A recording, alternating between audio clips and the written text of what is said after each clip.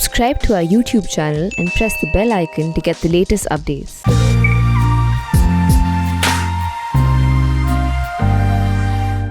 Thank you to Manthan and Ajay for the invitation and for setting this up. Thank you to Barun for suggesting it in the first place. I'm really super chuffed to be here speaking with such an engaged and informed audience. And I really wanted to thank everyone who is joining in via YouTube today as well. I have a little bit of a PowerPoint because I have some interesting photographs that I took when I was in Japan. So I'm going to start sharing the screen right now.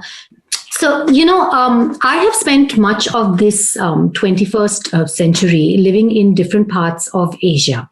I lived in China, where I was based in Beijing for 7 years between 2002 and 2009. And then I was in Indonesia for 4 years between 2012 and 2016.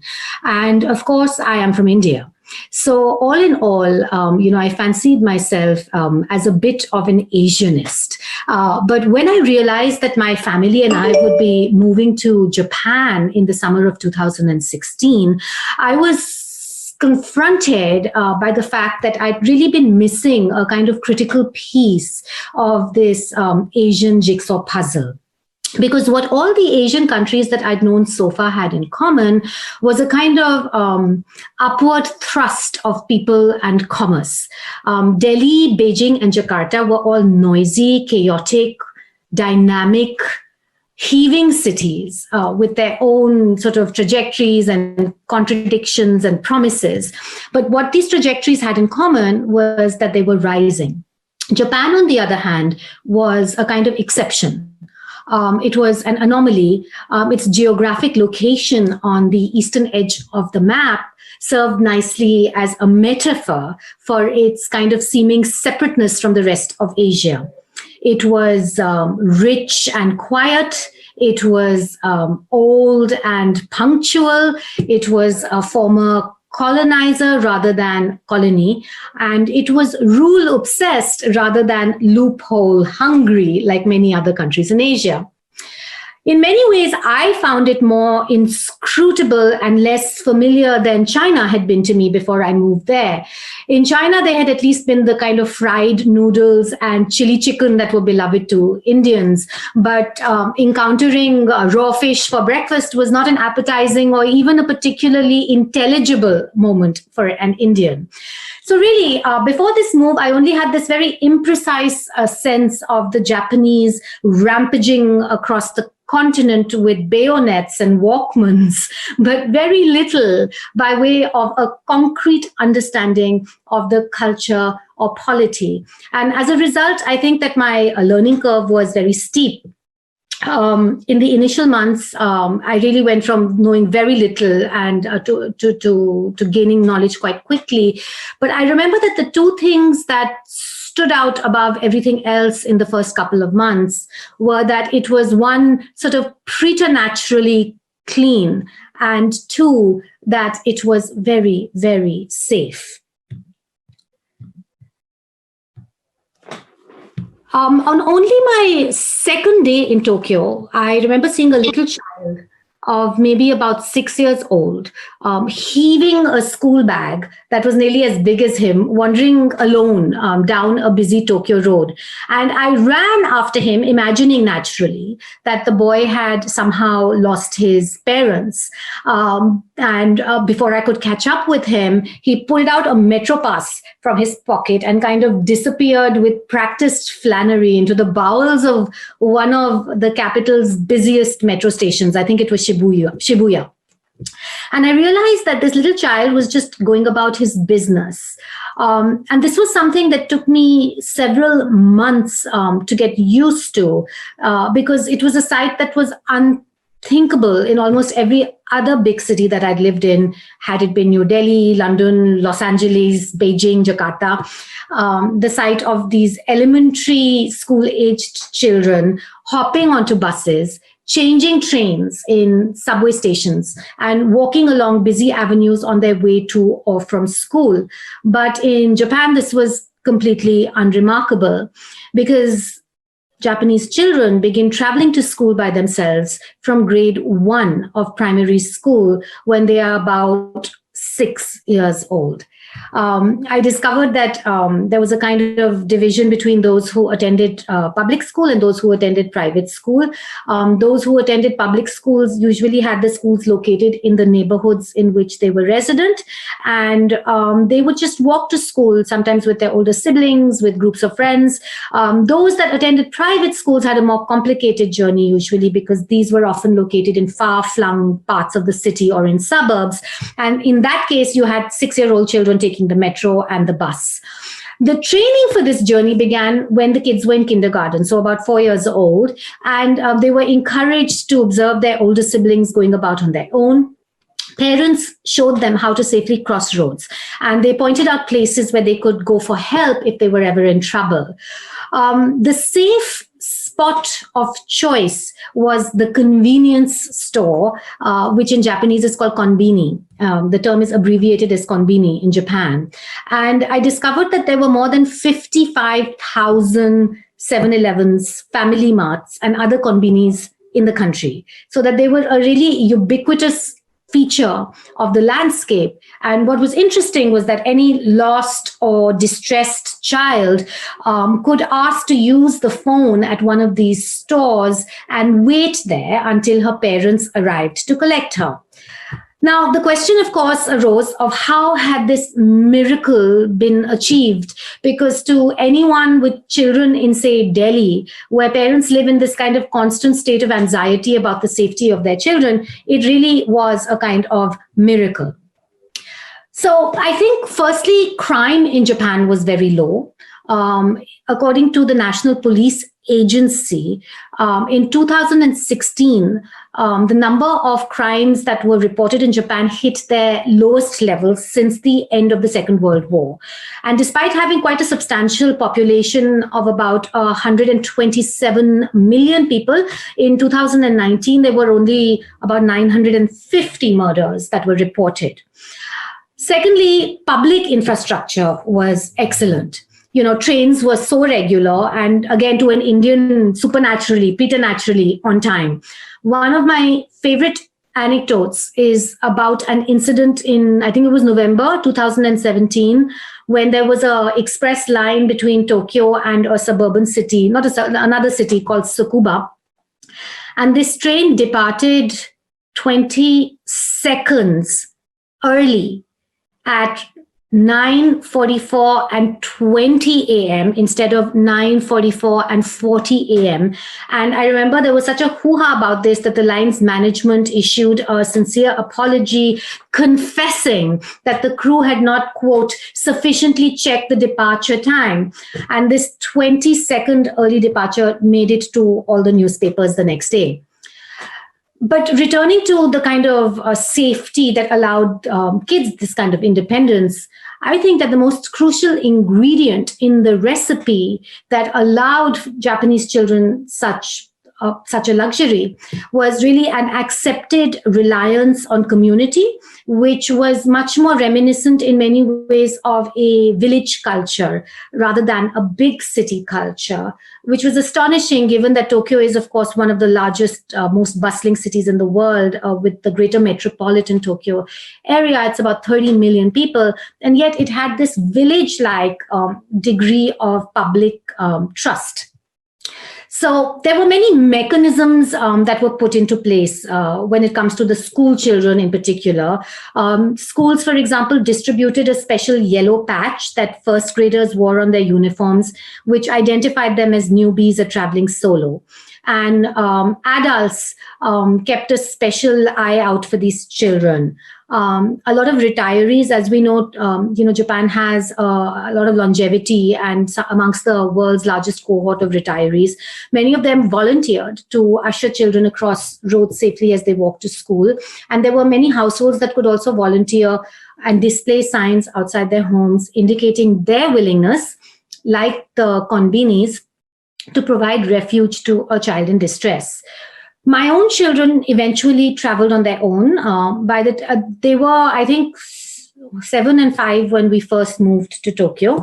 But by the time my son had turned about 9.5, I not only allowed him to travel back home unaccompanied on public transport from his school, but I also had him chaperone his younger 7-year-old brother. And I have to say that if this scenario had been described to me when I had still been living in Indonesia, I would have thought it likelier for my children to have sprouted wings and flown home rather than travel alone in this city of 30 million people. But I think life in Japan was often like that, stranger than fiction. And the worst thing that happened to my boys on their solo bus journeys home was a lost lunchbox that would be left behind on the bus with some regularity. But I also discovered that Japan was the country where what is lost is always found. And every single time that a lunchbox was left on the bus, I would get a phone call from the bus company's lost and found office where someone would explain to me that I needed to collect the lunchbox from their office at my convenience. Now, I'd had the foresight to scribble my number onto a label affixed onto these tiffins. And when I went to collect it, I was usually greeted by a bevy of officials who would have my lunchbox ready, and they would actually apologize for having washed it out after throwing away the half-eaten jam sandwich that had been squished inside. According to the Tokyo Metropolitan Police Department's, and this is what it's called, acceptance status of notification of found items and notification of lost items, conscientious finders in Tokyo had handed over more than 4.1 million lost items in 2018 to police. The number of found items that was handed into the police was 4 times the number of missing items that had been reported to the police. And I have to say that it wasn't just umbrellas that were being handed in, although there were an awful lot of these. I heard that I think the Tokyo police handled 381,000 plus umbrellas a couple of years ago. But what was amazing was that hard cash was handed in huge amounts every year. Across Japan, there was an 87.5% chance of finding lost money. This was a number that was calculated on the basis of complaints received by the police against found hand-ins. Maybe 2 weeks after we'd arrived in Tokyo, I realized one morning that my wallet was missing from my handbag. My wallet had some cash in US dollars and yen, which I could shrug off. But it also had credit cards from banks in 3 different countries. And once I canceled these, I would be unable to activate replacement cards without inputting new PIN codes in ATM machines that were located in those countries, which was not something I could do from Tokyo. And worst of all, the wallet also had my new residence card for Japan, which was a prized item. And I had been warned never to lose this item, given the amount of bureaucratic paperwork it took to replace it. So I was completely despondent, and I turned the house upside down looking for the wallet and had no luck.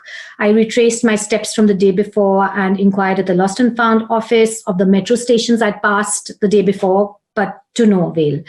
Finally, I returned home and I was lying there on the sofa sort of moping around when the phone rang, and it was a friend of mine who had lived in Japan for many years. And I told her the story, and she suggested that I report the loss at the local police box. And I remember at the time thinking this was quite a bizarre proposition. Why would you go to the police when you'd lost something? I mean, I was more used to thinking of the police as people to be bribed to leave you alone. But, I had nothing else to do, and I decided there was no point in wallowing in self-pity. So I recruited my husband to accompany me, and we took a walk to the closest koban, which are these little police boxes that dot the city every few hundred meters. And, I didn't think that much would come of it, but it was something to do, right? So the Koban was very tiny. It's about 10 meters across, and all it had was 2 chairs, a table, and a phone, and 2 policemen. My husband, Julio, had studied Japanese for a semester at university more than 20 years earlier. So he was the only language that we shared in common. And he gamely made a stab at explaining the situation to the cops. And I remember the policeman listening to his gobbledygook with politely blank expressions until they caught the word wallet, walleto, walleto. This they recognized. And of course, lost wallets were like their superpower. It was as if they had grown capes. And in moments, they had us seated and filling out a long form. Then one of the cops took the form from me, and without further explanation, he began to make a series of phone calls. After a long time, he hung up and he turned to Julio and spoke to him in Japanese. And I was trying to glean what was going on and not having much luck. But eventually, Julio turned to me and said, looking as miffed as I felt, that I think they have found your wallet. And I remember gasping with laughter because I thought my poor husband, his Japanese must be even worse than I'd imagined, And I was like, darling, I think that they meant to tell you that if they found my wallet, they would let us know. And, you really must brush up on your Japanese soon. And I shot him a kind of, fond glance, slightly frustrated. But he said, no, I think that they are saying that we have to go to this other police station and they have your wallet. So we did. We walked another, 300-400 meters to a big police station in the district of Roppongi, walked up the stairs to a large office area, and we handed in our report that we just filed in the Koban office. This brisk woman officer took it, turned on her heels, marched up to an array of steel lockers, opened one of the trays, and upon it, my burnt orange wallet was sitting unscathed and miraculous. This is a picture, I don't know if you can see, of me with my wallet retrieved on that happy day. We were asked to check its contents, and everything was in there, from cash to cards. So the question again arose of what accounted for this marvel. Did the Japanese just have morally superior DNA to the rest of the world? There were enough Japanese who trotted out some form, perhaps less provocatively phrased variant of this reasoning, but I personally remained unconvinced by genetically determinist logic. So what was it? Did eating a lot of sushi make you a better person? Was it the cultural influence of Zen Buddhism? And this is something I will be talking about later in this talk. Or were the lost property return rates higher simply because it was always so easy to find a Koban, to hand in the lost items to? It was something that was easy for, good Samaritans to do. Well, I think what I ended up concluding over the years was simply that trust breeds trust. Good deeds encourage good deeds. And if someone has taken the trouble to turn in your valuables to the police, you were much more likely to do the same for someone else in the future. So what we were really seeing was the result of the normalization of civic behavior. And it was this normalization that sort of accounted for the village-like levels of public faith in this huge urban jungle of one of the world's biggest cities. Because from a very young age, the Japanese had a hierarchy of values drilled into them in school, at home, where I think the comforts and the needs of others were really placed on par with, if not above, their own. So this was why people were discouraged from talking loudly in public, because it might disturb others who shared the same space. It was why Japanese football fans famously cleaned up after themselves, and even others after a big game. It was why people were always on time for appointments, because to be late is disrespectful of the time of others. In schools, children, primary school children, took turns cleaning classrooms and toilets instead of relying on staff for these services. At construction sites, workers joined in communal exercises like calisthenics before beginning a day's labor. And I feel that the collective performance of these activities kind of fostered a sense of interdependence, of a joint ownership of public space, of the value of civic conduct. The rules that governed social behavior in public were many, many. And these were policed both organically within society, but also institutionally, right? Everybody minded everybody else's manners. I think there was a particularly deathly blackness to the stare that transgressors received from the virtuous. And transgressions included a very long list, from eating on public transport to standing on the right side instead of the left side on an escalator. And social enforcement was kind of backed up with very numerous explicit signage forbidding people from various kinds of behaviors. Don't run, don't jump, don't talk, don't touch, don't climb. There were utopian aspects to Japanese social norms, right? So you have safety, trust, cleanliness, and punctuality. But you also have a dystopian other side of the coin, which included the kind of suppression of spontaneity, of idiosyncrasy. There was also a kind of social consensus on the importance of the preservation of ethnic homogeneity as one pillar of this sense of social trust, which could be problematic and kind of veer into racism occasionally. And it is also one of the reasons why the country was so wary of immigrants. In 2019, Japan accepted 44 asylum applications. It received 11,000 something. The number of foreign residents was only about 2.5 million, or 2% of the total population. In contrast, in the United States, it's something like 14% of the total population, or 12 million in Germany. So we get a sense. Over the course of the years I lived in Tokyo, the government gradually was relaxing its immigration policy because it was caught in these kind of demographic pincers of a declining birth rate and an aging population. But the numbers remained very low, and the policy of opening up remained very fraught. And then, of course, we had COVID, so everything stopped. Now, this is a very broad talk, and in my forthcoming book, Orienting, I will be addressing a range of issues, including Japanese toilets, to historical India-Japan linkages, to what I call the Jogar-Shokunin dichotomy. This is something I've talked about earlier, and I'll very quickly touch upon what I mean by this, although I won't dwell on it in detail in this talk. Now, I believe that one of the main reasons that the India-Japan relationship remains under-realized, despite a range of political and economic reasons that suggest it could potentially be one of our most important bilateral relationships, is this Jogar-Shokunin dichotomy.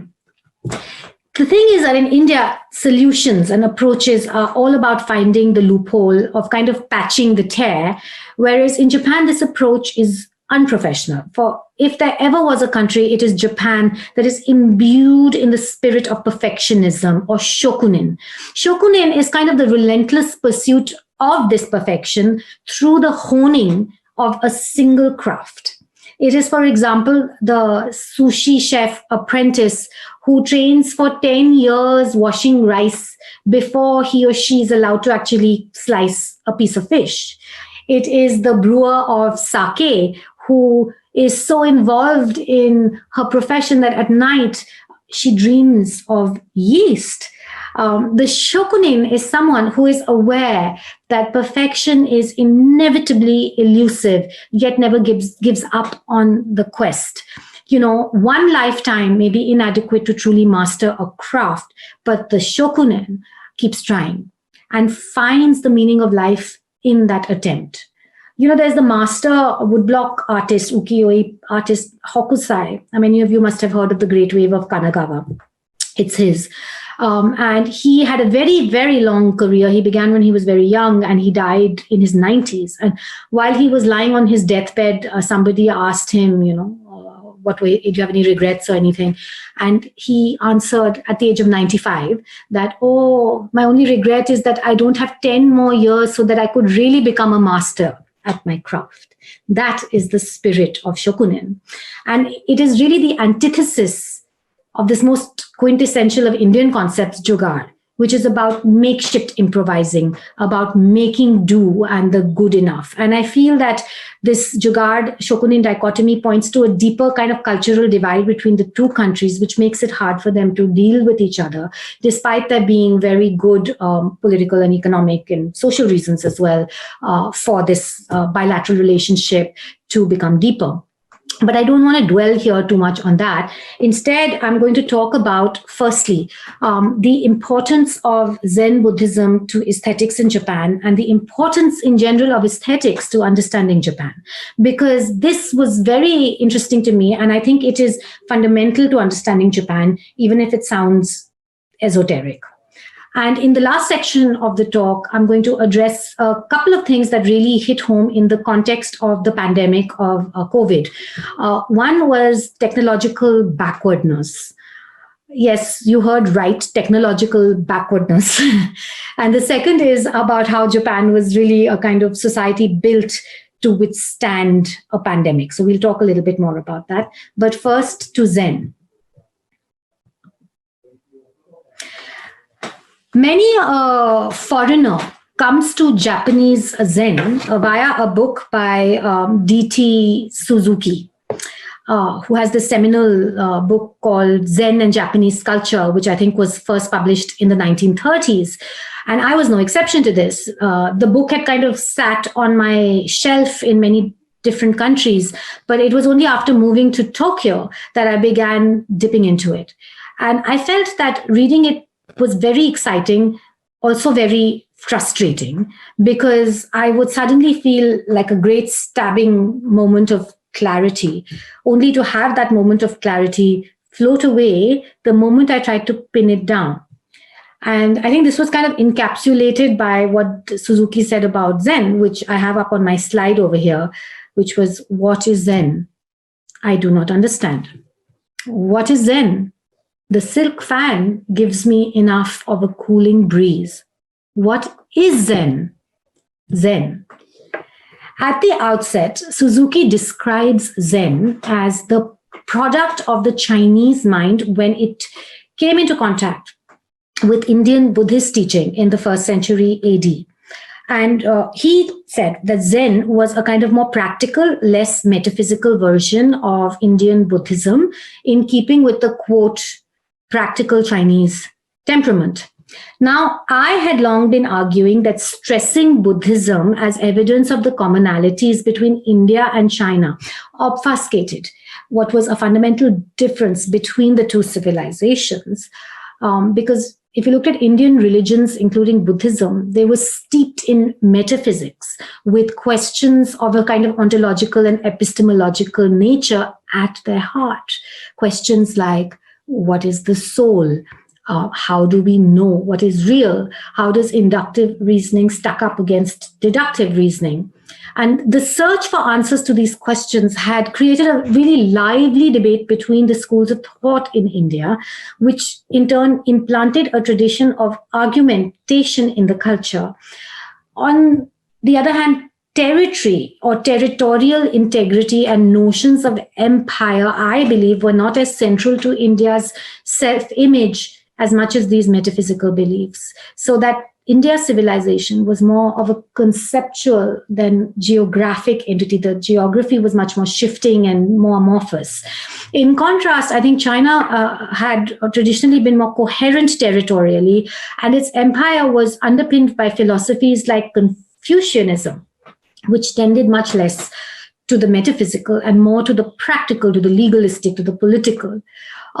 And so when Buddhism kind of journeys across the Himalayas from India to China, we see in China that Buddhism's otherworldliness, its emphasis on renunciation becomes reconciled with the Confucian preoccupation with the here and now to give birth to what became Zen Buddhism. In Chinese, it's called Chan Buddhism. And then we see a further development because in the late 12th century, Zen travels further east and takes root in the Japanese archipelago. In Japan, the practical aspects of the religion become even more pronounced. All Zen monks in Japan had to do manual labor. They had to do menial labor, including gathering fuel, picking tea leaves, cultivating land, and cleaning the temple and bathrooms. This was in stark contrast, for example, to the Indian Sangha, where for centuries monks had been prohibited from working and were supported in their material needs by the lay community who worked in their stead. So the democratization of labor in Eastern Buddhism had long-lasting social effects.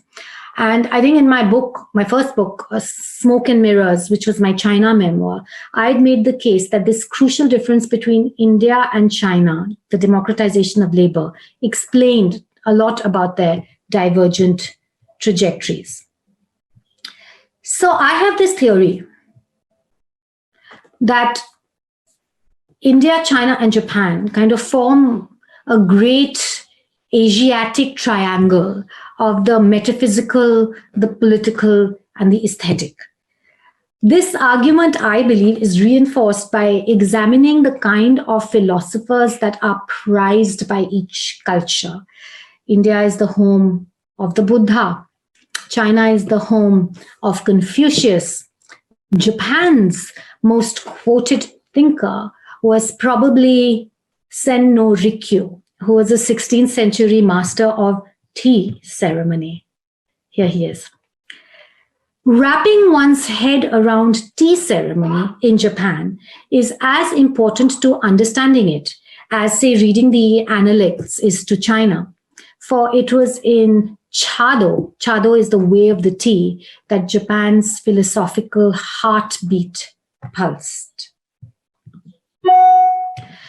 There were an elaborate complex of rules to the tea ceremony. Many were so subtle as to be invisible to the untrained eye. Tiny gestures used in scooping out the tea and in holding the bowl properly. Casual allusions to literary classics and season-appropriate poetry that enhanced the experience of sipping the tea. You needed to have knowledge of the ceramics that you were using in the ceremony to be able to comment with a certain felicity on the texture of the tea bowl and the quality of the other utensils. All of these were important aspects of the ritual of tea. There's a picture here of my family and me doing a tea ceremony in Kyoto.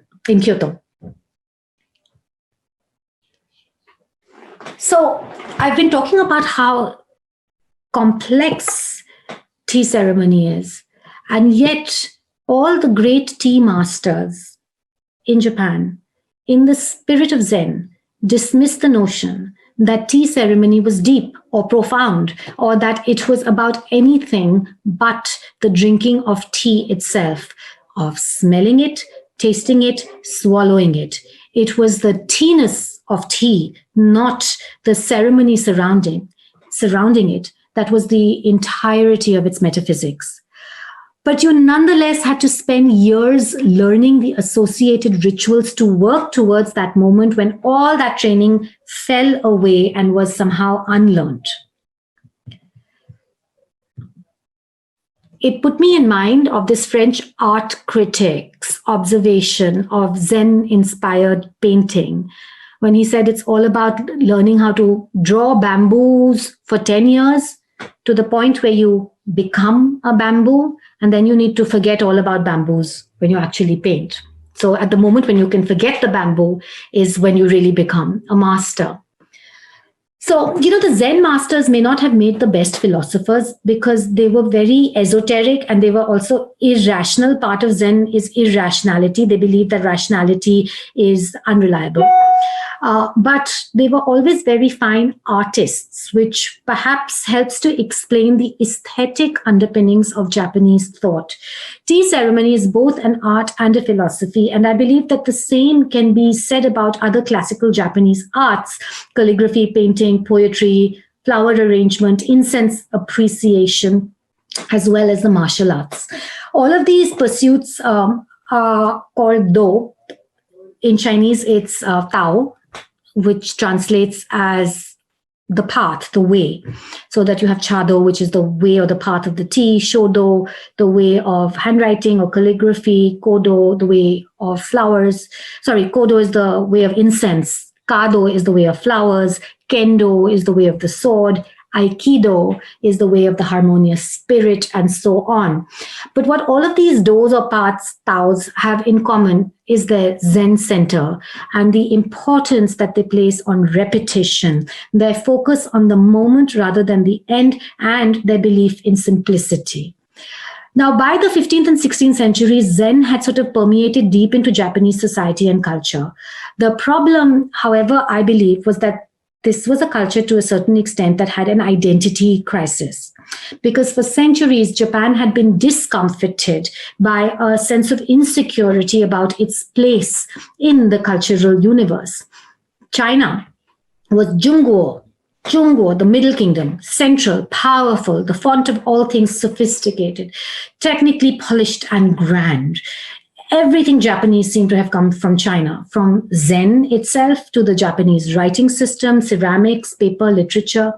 Interestingly, the only thing I could find that went against the current of this cultural flow was the folding fan, which apparently originated in Japan and then traveled to China, but not much else. So you had these tea masters in Japan casting about for what is truly Japanese, that is not Chinese, that can really be used as a sense of identification, of identity. And everywhere that they looked for something that was really Japanese, they found the rough and the primitive. If you look at Shinto shrines, so Shinto was Japan's sort of indigenous religion. Shinto shrines had thatched roofs, earthenware. They used earthenware rather than porcelain. Japan was basically the rustic margin to China's polished centrality. And so the tea masters, Sen no Rikyu and his cohort, they ended up helping to create a shift of perception with very long-lasting consequences, where they declared the kind of crude, misshapen pottery that the Japanese produced to be wabi-sabi. And wabi-sabi became the basis of refined aesthetics. They were able to redefine what was refined aesthetics. Dr. Suzuki explains wabi as meaning poverty. It refers to a kind of artistic style where beauty is embodied in a form of imperfection or even ugliness. Sabi is when the beauty of imperfection is accompanied by a feeling of antiquity or kind of primitiveness. Tea masters, like Sen no Rikyu, they rejected this kind of Chinese ostentation, and they ended up making their tea rooms like tiny country cottages with just a few tatami mats, a hearth cut into the floor, and they began to use these kind of lumpy, unadorned tea bowls, which, if broken, were repaired and reused.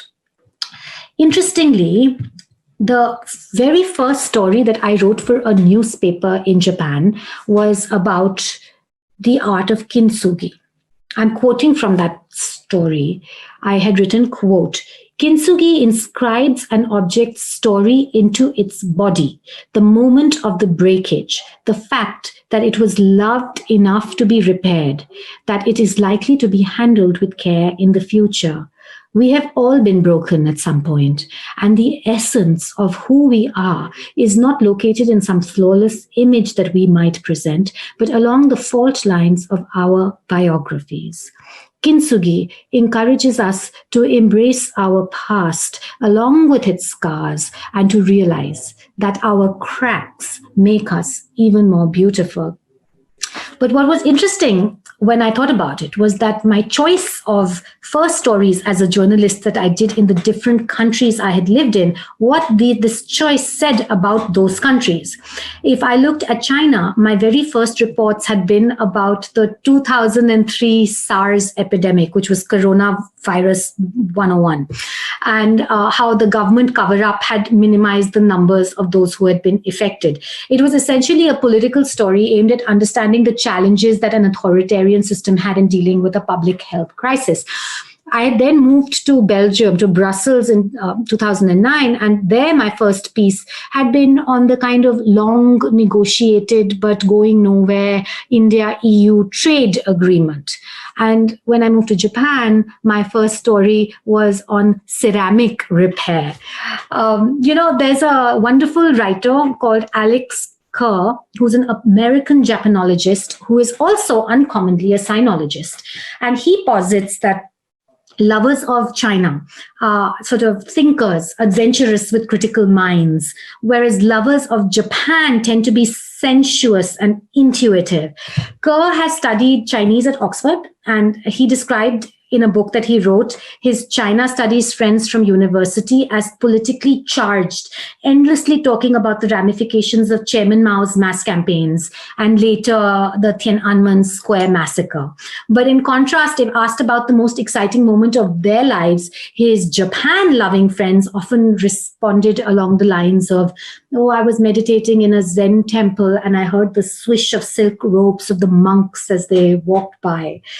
China's modern history has been volcanic, featuring civil war, colonial occupation, a communist revolution, and an audacious experiment in state-led capitalism. Changes that in most nations have taken place over centuries have been compressed into a few decades in China, so that change has in many ways been its only constant. But in Japan, ever since the Second World War, we've had pretty much uninterrupted peace and a settled social system that created a land of stasis where it is possible to argue that repairing broken tea bowls is amongst the most exciting event that one is likely to encounter. Now, that is, of course, if you're not living in the middle of a pandemic. Now, I'm talk a lot about all of this in the book. And in many ways, this talk is really kind of teasing the book. And the chapter on aesthetics is right at the beginning. But I'm going to skip from that section, which sort of focused on aesthetics, to the very last chapter, which is titled Coronavirus. And no points for guessing what that's all about. We all know that Japan has fared relatively well when it comes to both numbers of COVID cases and also for the mortality rate. But, I think one thing that the pandemic shone a very unexpected, at least to most foreigners, light on was how, despite its kind of cutting edge image, Japan is startlingly analog, anachronistic, technologically backward. I became aware of this within the first few weeks of moving to Tokyo. I realized that my credit card was often useless because there was a strictly cash-only nature of many transactions. Making online payments via my bank involved physical trips to the bank every time I needed to add a new payee. I was asked on more than one occasion to fax a request for an interview that I was chasing down. In 2018, there was the deputy head of the government cybersecurity panel. His name is Yoshitaka Sakurada. And he made headlines by admitting that despite being the deputy head of the government's cybersecurity panel, he had never used a computer in his entire professional life. And I think this really confirmed just how much of a fish out of sort of digital water Japan could be in the 21st century. Now, in normal times, it is just about possible to maybe paint the requirement to fax in information requests to government offices as quaint or endearing. But in the world of COVID, the negative impact of Japan's failure to embrace digital transformation was really amplified.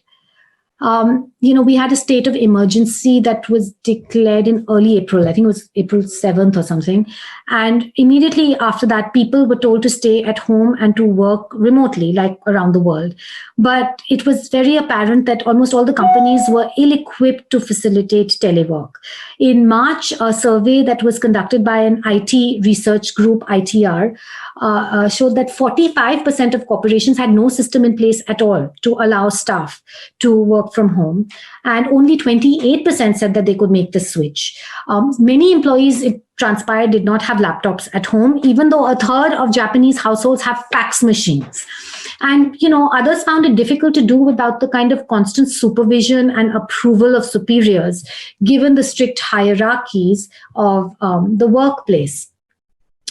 But I think it was this hanko, which is this personalized carved seal, which emerged as the kind of greatest obstacle to social distancing, because most official documents in Japan still required the physical stamp of a company hanko, and the company hanko had to be kept in office. So every time an official transaction had to be made, an employee had to leave their home, take the metro, travel to the office to stamp a document, and then travel back. So, the government's emergency declaration target was to reduce office attendance by something like 70%. But I believe the day after the emergency was announced, Yahoo data showed that only 26%, there was only a 26% in drop in users' movements. And a lot of this was tied up with the hanko. And now, as a result of the pandemic, there is a move to kind of do away with it. But I don't think it'll happen in a hurry. Telemedicine was another area where the pandemic exposed very big problems. For years, the government had failed to approve measures like remote medical exams for first-time patients. And a lot of this had to do with opposition from lobbies with entrenched interests like the Japan Medical Association. A large number of Japanese clinics didn't even accept credit card payments, which is like the most basic building block of telemedicine. And I heard that about 65% of patient health records was still kept in hard copy in files, in cabinets. For me personally, probably because I was a mother, the most shocking digital lacune was in education. My children attended a private international school, and the switch to online learning was largely seamless. My boys spent their school days at home, splitting their time between in-person Zoom-enabled classes and self-study assignments posted to an online classroom, which was marked and returned with feedback from teachers daily. But for parents with children in Japanese schools, it was a very different experience. A Japanese friend of mine, sent me long messages every day describing the almost medieval manner in which the school her children attended, which is a public school, was responding to the crisis. Their chosen method was to supply families with hard copies of math and Japanese language worksheets by post. Then parents were also provided an answer key and expected to correct the work themselves, hard copy, after which they were instructed to post the worksheets back to the school. And the teachers would once every 2 or 3 weeks telephone the parents to check in how they were coping, but had no direct contact with the children themselves. And throughout the closure, I think schools were closed for about a 2.5 month period. My friend's son's school remained unable to figure out how to set up an online learning system that would allow teachers to post videos or enable any kind of two-way communication between students and teachers. It's really not that hard, but I think the problem is that the school administrators, only follow the commands of the government's education board and cannot take any initiative themselves. This is a quote from a message that my friend had sent to me.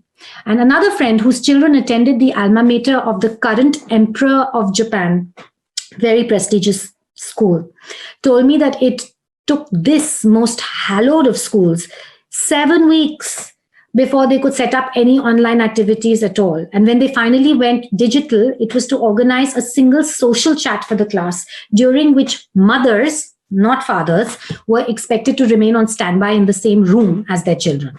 Now, in neighboring China, beggars are accepting digital payments. So it's hard in many ways not to see Japan in this context, coming across kind of like almost an upper class spinster, tutting at the sort of uncouth ways of upstarts, but unprepared to deal with the changes happening all around her. But one thing that also became clear was that if any country was made to withstand a pandemic, it was Japan. A public health crisis played to Japanese society's strengths, where hygiene, social reticence, mask wearing, and civic discipline were long established norms.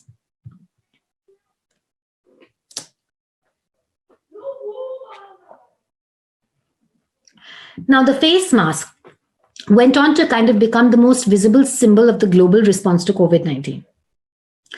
But in Japan, it was a trend that had long preceded the virus, and it had a history that traversed a century worth of past pandemics, of natural disasters, of air pollution, different kinds of flora, of allergies, and technology. Very interesting story, the story of the face mask in Japan. So, there was a massive outbreak of influenza in the early years of the 20th century. And this, according to many sources, was what first inaugurated this custom of covering the face with a mask, a scarf. Then you had this great Kanto earthquake in 1923, which triggered massive fires and filled the sky of the capital with smoke and ash for weeks on end. And face masks became a kind of standard sight in the streets of Tokyo and neighboring Yokohama. In the 1950s, Japan's rapid post-war industrialization caused rampant air pollution and a concomitant spread of this pollen-rich tree, the Japanese cedar tree. Now, the cedar tree began to flourish partly because of rising ambient levels of carbon dioxide because of the industrialization. But because it was so pollen-rich, large parts of the population developed an allergic reaction to the pollen that was emitted by these trees. So face masks, once again, became a kind of common thing to do in the a seasonal thing to do to protect yourself from allergies. And then in 2003, of course, we had the SARS scare, which caused a spike in mask wearing. And then we had this technological innovation that popularized a new type of non-woven material, which made it a lot more breathable and comfortable for masks. So the reasons for Japan's face mask wearing habit, which long preceded COVID, were multiple, but the cumulative or unified result was that Japan was really one of the best places from which to weather COVID-19's assault. Even at the height of the state of emergency, Tokyo rarely had more than a couple of 100, 300 cases a day compared to tens of thousands in many other parts of the world. And social distancing, of course, was already the norm. There was little chatter in restaurants. I remember always being very surprised by how quiet diners would be. We were not allowed to speak or eat on public transport long before COVID. It was a rule. And like I said, mask wearing had a long history.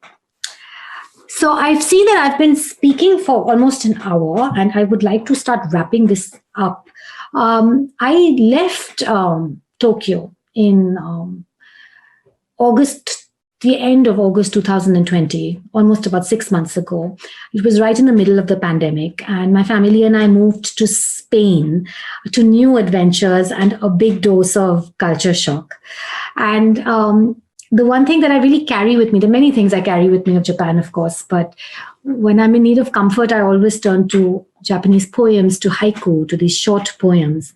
And I thought I would conclude this presentation, this talk, with a haiku by one of my favorites, Masaoka Shiki. And this is a photograph that I took of the cherry blossoms in Kyoto in 2017 when I visited. It says, "I got drunk, then wept in my sleep, dreaming of wild cherry blossoms." So I'd like to end the talk here, and happy to take questions or entertain any comments. Thank you, Pallavi. That was a fascinating insight into a culture which is so different from our own Chalta Hai culture, I think. And like Ajay mentioned a little earlier in his introduction, when I went to Japan, I realized it takes a lifetime to understand them. But I'm really impressed that in a period of 5 to 6 years, you have captured a kind of civilization which we are not familiar with, kind of obedience. And so my first question would be, are they too obedient that they cannot be creative? There is a trade-off. So I think that I think Japanese strengths can also be Japanese weaknesses. And while this kind of shokunin spirit that I talk about, this search for perfection, is indeed something that's very creditable, and the habit of repetition, the habit of being very careful, punctilious, it's very good. But when you are in a fast-moving environment, when what you do need is adaptability and flexibility, the Japanese do suffer. And we've seen this with Japanese companies as they've tried to globalize. We've seen this with Japanese companies as they've tried to set up shop in India, for example, which is one of these fast-moving, flexibility requiring environments. And when you compare them to, say, Korean competitors or Chinese competitors, the Japanese tend to suffer, and it's very much because of this inability to just do something out of the box, something that's unexpected, and deviate from that sort of repetitive pattern, which is very much ingrained into the culture. So I do think we've had some very tragic examples as well. I mean, business is one thing, but I think, for example, in the aftermath of the Fukushima earthquake and tsunami, there were examples in Japan where there was a school where all the kids died, and it was a completely avoidable disaster, because they had a hill right behind the school, and if they had just climbed up that hill, they had a 2-hour lead time before they knew that this had happened and the wave actually came and hit them. It was 2.5 kilometers away from the sea, so a considerable distance away from the sea. But instead of climbing up the hill, they kept looking at their manual, and they had a manual that did not tell them about what to do in the case of a tsunami. Since this village was so far inland, it was not considered to be a risk for a tsunami. It was considered to only have a risk of an earthquake. So they kept looking at the manual, and the only natural disaster that was outlined was an earthquake. And it said that in case the earthquake happens, the whole school has to be marched to a spot in the, at a certain spot outside the village where there is a river, and gather over there. Now, there's a tsunami happening, and apparently there were people who were fleeing the tsunami, going through the village on in jeeps and cars with loudspeakers saying tsunami coming, evacuate. But rather than listen to them, they followed the manual for natural disaster and led all those little children to the river. And of course, the tsunami traveled up the river. So it came up the river and swallowed them up. Whereas there were only 2 children, 14-year-old boys, who apparently kept telling the teacher, sir, listen to me. This doesn't make any sense. Let's go up the hill. And nobody listened to them. And they were the only 2 who broke rank out of the entire school, and they ran up the hill and they got saved. So, I mean, we've had some very disastrous consequences of this kind of ingrained habit of listening to the rules and not being able to deviate from the plans. So it's definitely something that Japan needs to work on, while of course also retaining elements of the successful elements of such a culture, which are many and admirable. No, there's another question I have on the status of women in the Japanese society. We get the impression that it is a very insular society and women have no state. And there are 2 kinds of Japan. A women who is very westernized and modern and open, and a large section of women who do not participate in the life as a professional. I mean, how far is it correct? So I think, a lot of Indians ask this question, and I find it slightly annoying, because I think if you were to compare the status of women in Japan to the status of India, there's no comparison. Japanese women are far better off on almost every level. So when you kind of get this condescending question from Indians of, oh, it's a terrible situation in Japan, I always find it a bit annoying. Actually, the number of Japanese women who work is higher than the world average. It's extremely high. It's in the 70th percent. It's 70-something% of Japanese women work. The big problem is the glass ceiling, and the big problem is the path to climbing up. So all these Japanese women who are working in menial or middle level jobs. It's extremely high for women to move beyond a certain level, and the reason for that, I think, of course, the sexism and patriarchy and all of that. But I think one of the main problems is the Japanese work culture in general, and the work culture is built in such a way as to make the fact to not allow anybody to have a family life and a work life. It is, you have to compartmentalize utilize the two. It is not made for a staff or an employee base that is trying to manage both. So, essentially, if you want to remain in the workforce, you have to divorce yourself from your family life. And men end up doing that. So Japanese men, salary men, the kind of typical salary man that works in a big organization, is not seeing his family, is essentially going back home at 10 o'clock at night, often not even going back and sleeping in dormitories that are made in the offices because, their houses are quite small. And if you're coming back at 10 o'clock at night, you're disturbing the rest of your family. So many of them just camp outside and occasionally see their family on weekends. Now, if a woman was to do this, she basically could not have children. So the whole society has been developed around this extremely punishing and I think unsustainable work culture, which ends up punishing men and women. And I think is detrimental to the society as a whole. Japan, more than any other, even has a word. Japanese has a word called karoshi, which is a word for a kind of death, and it's death by overwork. And I think it has the majority number of cases, the maximum number of cases in the world of cases where people die. They just simply drop dead of heart attacks or stress-related things at their desk because they've been working so much overtime. So, Japan is a culture, it's a society with a profound work problem, and this ends up having deleterious effects towards women in the labor force. In terms of, women are quite empowered, I think, compared to, say, India in terms of their social lives. It's quite open, they're sort of out and about and fully participating in society. You will see them in public spaces. They occupy public space in a way that's very difficult to occupy public space in India as a woman, without being stared at or pinched or harassed in some way or the other. So certainly Japan, compared to other OECD countries in particular, I think it has a bigger gap. It has a very big gap for high-level corporate jobs as well as politically. I think it has few women that are politically represented. In that sense, India trumps Japan. India has a far higher number of Indian women who are engaged at different levels of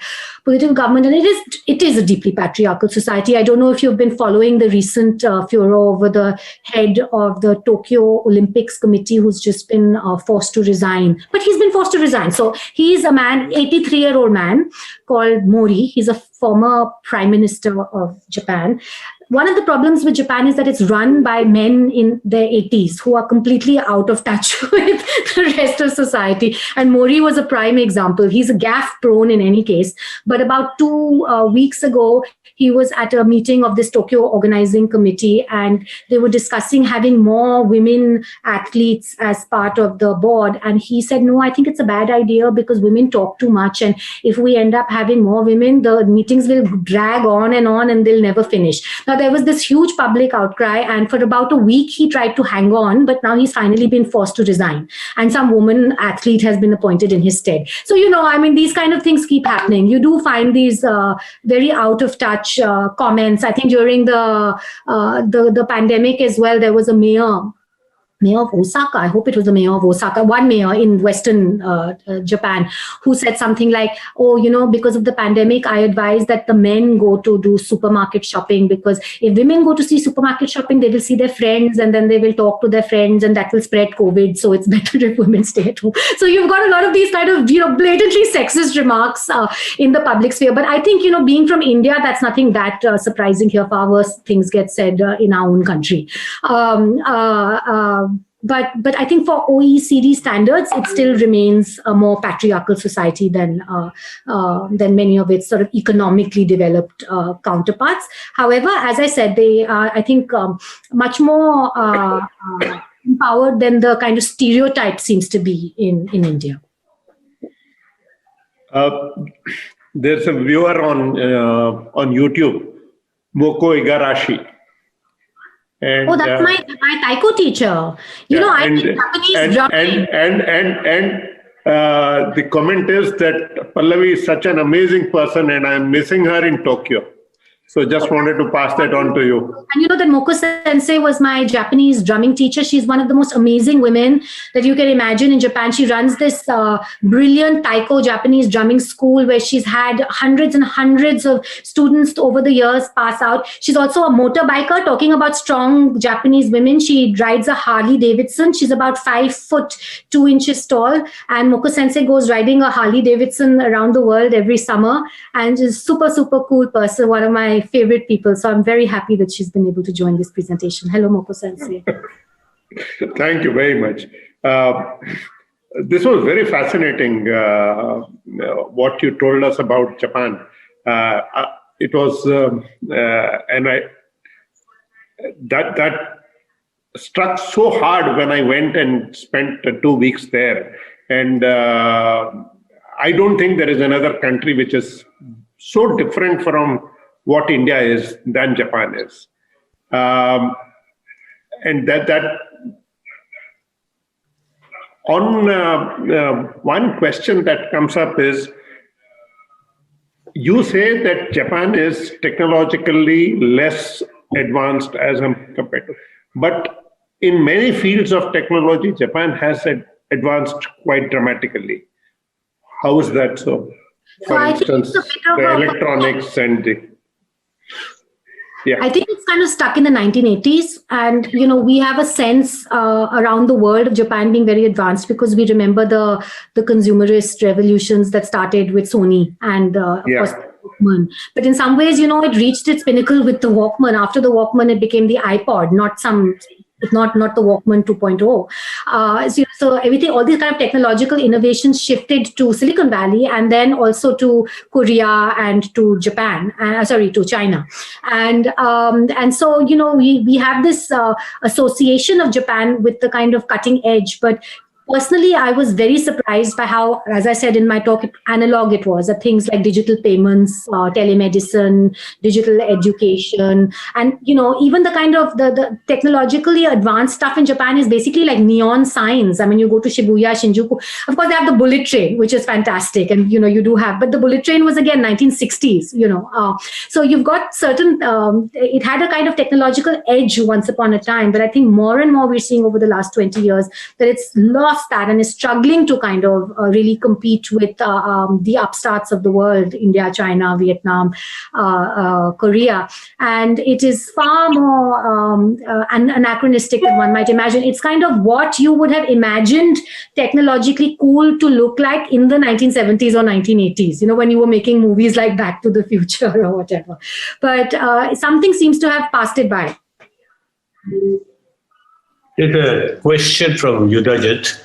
He asked you, in the Second World War, Japan unleashed kamikaze fighters on the Allies, creating havoc.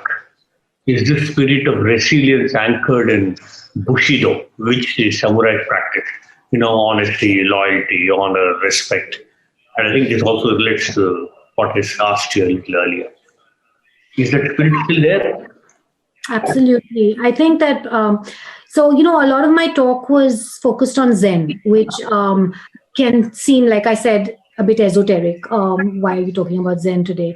But I think Zen is, again, fundamental to concepts like Bushido. Like all of those that I was talking about, the Taos, the ways, including Bushido, were very much based on Zen philosophy. And they continue to they kind of permeate society at a conscious and unconscious level. So, you know, including all of this, what we were talking about, the shokunin spirit, the kind of the being punctual, the being perfectionist, the repetitiveness, all of this has a very long antecedence. And resilience is also, of course, part of it. And we've seen that resilience in Japan time and time again, including in the aftermath of the earthquake. I was not there. I only moved there in 2016. But everybody I know who lived there recalls how there was zero panic. You have this enormous earthquake. You have this enormous tsunami. You have death, devastation on a level that's quite unparalleled for a country like that. You don't have access to food, to, you know, municipal water supplies died out. Elevators were not working in these extremely high skyscrapers. And it was completely orderly. There was no panic. There was no panic buying. People formed queues and just got on with it. So, you know, I mean, that spirit of resilience, of kind of you kind of tighten your belt when you need to and endure that's very admirable. We've seen it, of course, during the war. It continues today as well. And I think it's one of the reasons for the fact that Japan, despite years and years of economic, it's not declining, but it's kind of been in a holding pattern, stagnation, continues to be a wonderful, somewhere that you cannot write off. It's not somewhere that can be ignored. It remains a significant force in global politics, in the global economy. And I don't think we've seen the last of it, despite the challenges that it's had over the last couple of decades. Our friend Barun is asking a question. Has Japan handled its demographic transition, being the first country to age better than others like Italy? What are the lessons that might be relevant for us and others? India, like China, is likely to grow old before they become rich like Japan. So Japan, that's the biggest, the single biggest sort of issue in front of Japan. If you were to ask a Japanese person what is the biggest challenge that's facing your country, they would refer to the demographic problem. So it's the one thing that they spend most sort of political energy and strategic energy trying to grapple with. And I don't think they've come up with any sort of solution that's definitive yet. However, for a long time, the discussion sort of could have been broken down into robots versus immigrants. So you had one school of thought that the way to deal with the demographic decline was to increase technological know-how to the point where you didn't need human labor as much. So, for example, you could use nurse robots in the nursing home care things. You didn't have people to serve as cashiers, so then you just had vending machines. Or the whole idea was to replace human beings with artificial intelligence so that Japan could retain its ethnic and social homogeneity, which for most Japanese people is something that they do seem to care about. They seem to believe that a part of the success of Japan, all those things I mentioned, the safety, the cleanliness, all of that has to do because they have a shared common culture, and then that shared common culture will be punctured if they allow immigration in. So immigration has traditionally been unpopular. But I think increasingly, I would say in the last 5 or 6 years, this was seen as untenable. The AI and the technological advances were not keeping up with the needs that they had for labor. And it was more and more being recognized that immigration was inevitable and that what you needed was how to control that immigration and how to ensure immigration flows were not unsettling and were of the type that they wanted and so on. So the last few years, we've seen an opening up on immigration policy. And they have also allowed immigration for the first time in Japan's history for blue-collar workers as of a year and a half ago. Now, these are all 2 years ago, maybe. These are all, works in progress, and they had a lot of faults with them. They were not very attractive to these blue-collar workers, and they need a lot more openness. And then in the middle of all that, we had the pandemic. So the borders came crashing down to the point where if you were abroad when the borders came crashing down and you were a foreigner, meaning you were not ethnically Japanese or didn't hold a Japanese passport, but you were a permanent resident in Japan, they were still not letting you into the country. So you basically had to be ethnically Japan to be let into the country during the pandemic, despite the fact that there were people there who'd been living as foreigners for 20 years, 25 years, happened to have been abroad when this happened, could not go back to their home. So, there is a serious problem there, a sort of social problem that they have to kind of figure out what it means to be Japanese and how to allow immigration to play its role in Japanese society. And it's going to be crucial if they're going to handle their demographic issues. At some level, it has to be a combination of technology, including things like, driverless tractors and farming, robot farming, and so on, and immigration flows, increased immigration flows. So how do you find this? You've been in Japan, an Indian living in Japan. Do you think it's easier for an Indian to live in Japan or for a Japanese to live in India? For an Indian to live in Japan. I cannot imagine what it must be like for a Japanese to live in India. They must be in a state of shock and panic. I mean, the levels of confusion with the chaos and the complete lack of kind of civic behavior, I think would probably be the biggest shock, the fact that you have people urinating outside public toilets, even when the public toilets are available. This would be an extremely confusing situation, I think, to most Japanese people. They would find it very hard, given their culture of also being very polite and indirect. It would be hard for them to kind of get to the bottom of what was going on. Indian in Japan can have it reasonably easy. Linguistically, it's challenging, but it's a rule-based society. Once you learn the rules, it's quite easy to function within it. And you don't have overt racism. You have a certain amount of covert racism, which is directed not only against Indians. It's more just a foreigner and us kind of dichotomy that they have. And if anything, the racism is more against Koreans and Chinese than it would be against Indians. But on the whole, it's a pleasant, clean, predictable environment for an Indian to inhabit.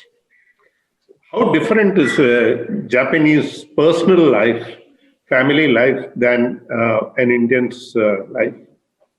So I think it's become a lot more atomized, and the extended family more or less doesn't exist anymore. So this is different to how it was traditionally in Japan. But I think because of urbanization and the fact that Tokyo became such a big magnet, Tokyo essentially became like a vacuum cleaner sucking up the sort of working age population from around the country. So you have this huge depopulation from the countryside, with everybody going to the greater Tokyo metropolitan area to find employment, which meant that there was the split up of the traditional families.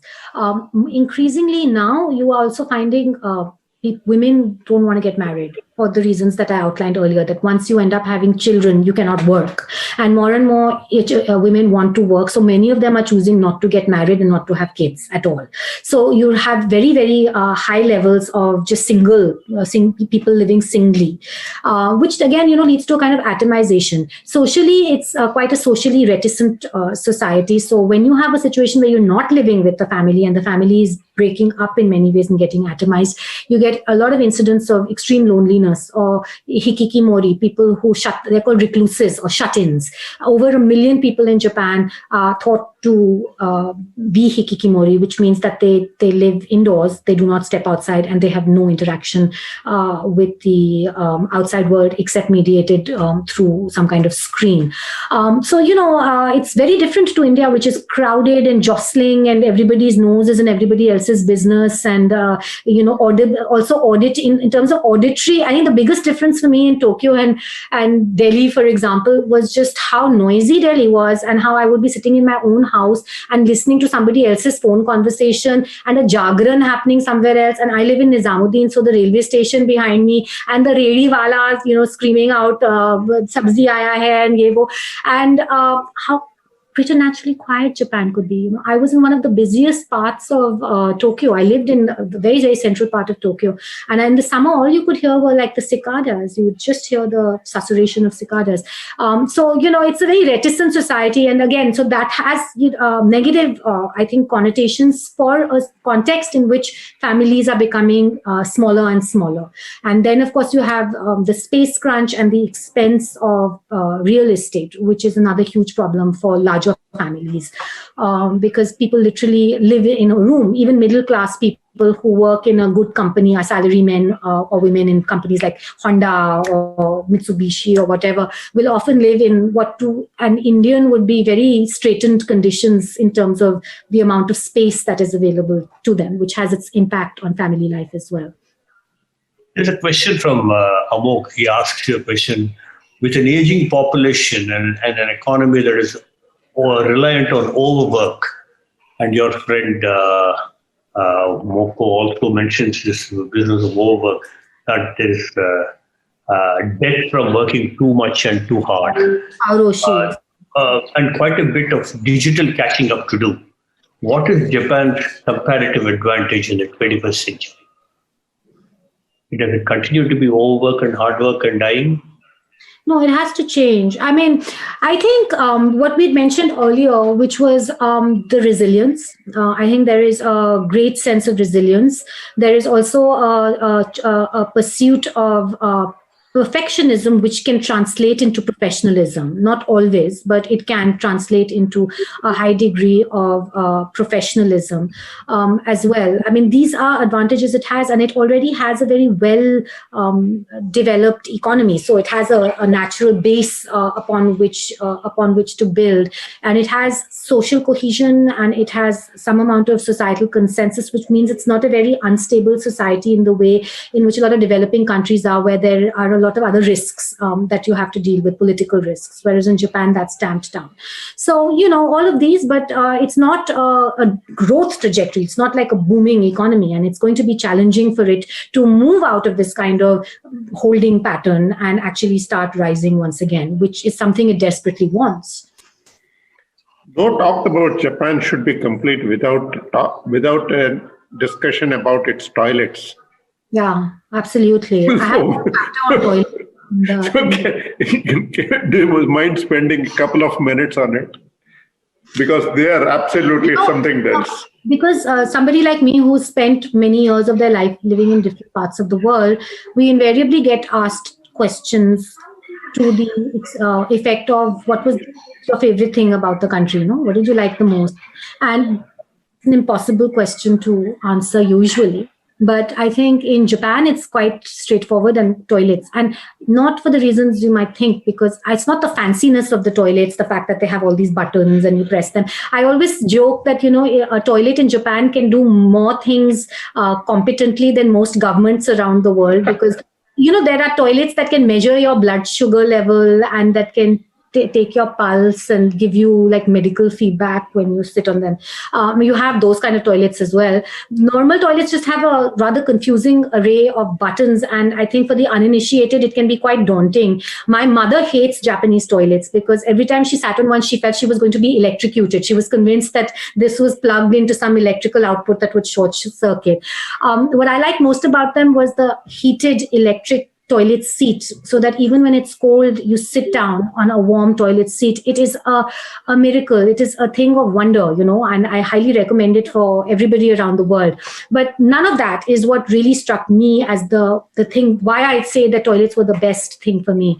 I think what was best for me was as a woman. I think having clean and accessible toilets can transform your life. One of the reasons that a lot of women are not able to occupy public space in many countries in the way that men are is this lack of public clean toilets, which is why like in India where we don't have it, you have these men peeing outside the toilet. Women cannot do that, and therefore it prevents you. And many times just even going on a long road trip, you think, where will I stop for the loo? And in Japan that just never occurred. You could stop anywhere. It could be a metro station, it could be in a public park where you took your child. Wherever you would be, there would be a wonderfully clean, usable toilet, which I think transforms the experience of being a woman in public space. In public space. So again, going back to that earlier question of what is it like for Japanese women, well, they can use the toilet at least, whereas you can't in a country like India often. So the last two questions, I guess. There's a question which is Japan has a dark history when it comes to religious persecution or expansionist ideology. Yet their global image is very different from countries like Germany. Is their government suppression? Is it its government suppression of its past, or is there vast acknowledgement and policies toward reparations? So, you say that its reputation is very different from that of Germany, and that might be the case in somewhere like Europe, where Germany was close physically. But if you look at somewhere like China or South Korea, Japan's reputation is not great. I mean, the Second World War is a huge sticking point in modern day politics for these countries. In China, what they call the rape of Nanjing.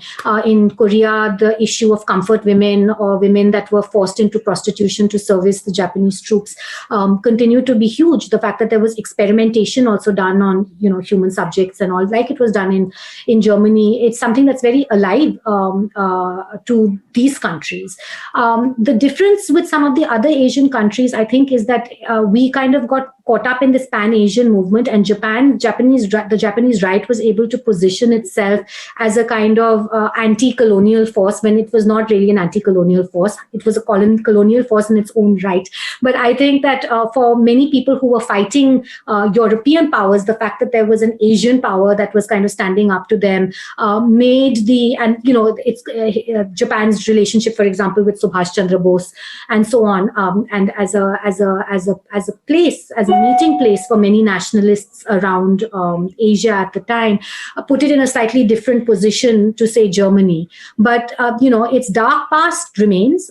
It was, of course, completely rebuilt after the Second World War by the Americans, and it accepted that new constitution.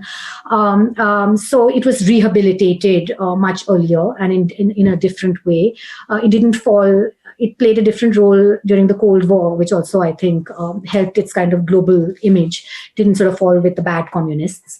And but that past continues to be part of what Japan is today. It's not disappeared. Shinzo Abe who was their prime minister for years and years, wanted to change the Japanese constitution to make it less pacifist and to regain some of its militarism and national glory. You have far-right groups that are quite active. I mean, they fringe, but they're very visible in Japan. I mentioned that Japan was very quiet as a society, and this is true. The only people that are not quiet are the far-right nationalists, and they have this bizarre tolerance of these people. Every Sunday, they go through the streets of Tokyo like Mad Max convoy style in these old jeeps that have been rejigged and with flying the old military flag of the rising sun, with loudspeakers blaring militaristic music and sometimes screaming hate invective. Usually they're singing these old military songs, and they go through the streets of Tokyo with police. It almost seems like the police is assisting them. I mean, the police is supposed to be there to make sure that they don't create too much of a nuisance. But to me, it almost seems as the police is closing down roads and giving them passageway. And they have done various kinds of surveys and found out that there's a huge number of these groups that have indulged in what is extreme violence and hate speech against Koreans and Chinese, calling the Koreans, for example, who live in Japan, who are Japanese citizens, who have been there for generations, cockroaches who need to be stamped out and things like that. So that dark past casts a long shadow, and that shadow, continues to be there today, and is playing a more and more active role, I think, under someone like Shinzo Abe and his cohort. Yeah, I think the last question, which encompasses part of it, which is already you have covered. But can introduction of a little more leisure increase the demand and expand the Japanese economy? Absolutely. I think that the workplace culture needs to change drastically. And I'm not the only one who thinks this. The Japanese government had also come to this conclusion. And 4 years ago, it came up with this hilarious scheme where, after all this karoshi, there was some high-profile overwork, death by overwork cases. So in the aftermath of that, they decided that people have to relax more. And how are we going to make people relax more? And they came up with this Fun Friday or Freaky Friday or something it was called. And on Fridays, people were told to leave halfway through the day after lunch, go home and enjoy a 2.5 day long weekend. Complete flop. Nobody wanted to go home. Everybody refused to go home. The number of bosses I know, there's a good Indian friend of mine who went to college with me, and he's quite high up in a big firm in Japan, in Tokyo now.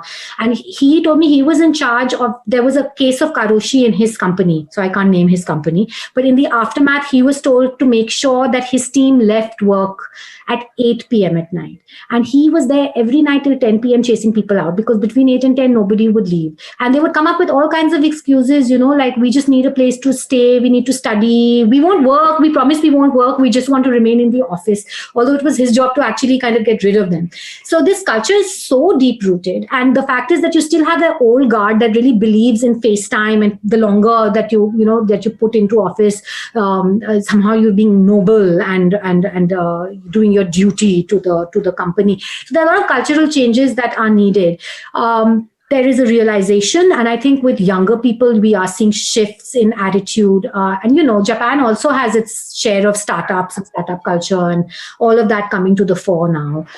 So we'll see, but definitely I think more leisure. They have a total of 10 days off that they can take in the year, only 10 days, and most people don't take those 10 days at all. Like I know people who just don't take a day off ever. So I think a shift towards a deeper leisure culture is definitely in order.